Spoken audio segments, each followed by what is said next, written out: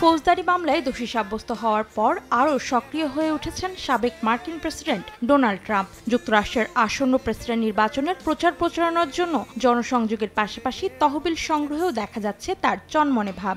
New York টাইমসের প্রতিবেদন অনুযায়ী মাত্র 2 মাস আগেও তহবিল সংগ্রহে ট্রাম্পের চেয়ে অনেক এগিয়ে ছিলেন প্রেসিডেন্ট জো বাইডেন। তবে পর্ন তারকা স্টোর্মি ড্যানিয়েলসকে ঘুষ দেওয়ার মামলায় দোষী সাব্যস্ত হওয়ার পর তহবিল সংগ্রহ বেড়ে গেছে সাবেক এই প্রেসিডেন্টের। এ যেন সাপে বর হবার মতো অবস্থা।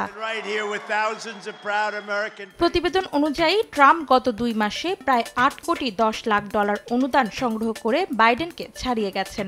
বাইডেনের হাতে তহবিল ছিল $21 কোটি 20 লাখ এবং ট্রাম্পের সংগ্রহে একই সময় ছিল $23 কোটি 5 লাখ।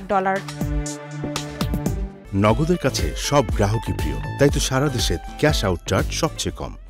এদিকে ওয়াল স্ট্রিট জার্নালের দেয়া তথ্য মতে টিমোথি মেলন নামের এক ধনকুবের ট্রাম্পের প্রচারণা তহবিলে $5 কোটি দান করেছেন, যা 2024 সালের নির্বাচনের এ পর্যন্ত সবচেয়ে বড় অনুদান বলে ধারণা করা হচ্ছে। বার্তা সংস্থা রয়টার্সের প্রতিবেদন বলছে, কয়েকজন ধনী দাতা রিপাবলিকান প্রেসিডেন্ট প্রার্থী ডোনাল্ড ট্রাম্পের মূল সমর্থক হিসেবে আবির্ভূত হয়েছেন। ডেমোক্রেটিক পদপ্রার্থী জো বাইডেনের বিরুদ্ধে ট্রাম্পকে সমর্থন দিতে কয়েক কোটি ডলার অনুদান দিয়েছেন তারা। অন্যদিকে বাইডেনকে প্রায় $2 কোটি দান করেছেন নিউ ইয়র্ক সিটির সাবেক মেয়র মাইকেল আর ব্লুমবার্গ।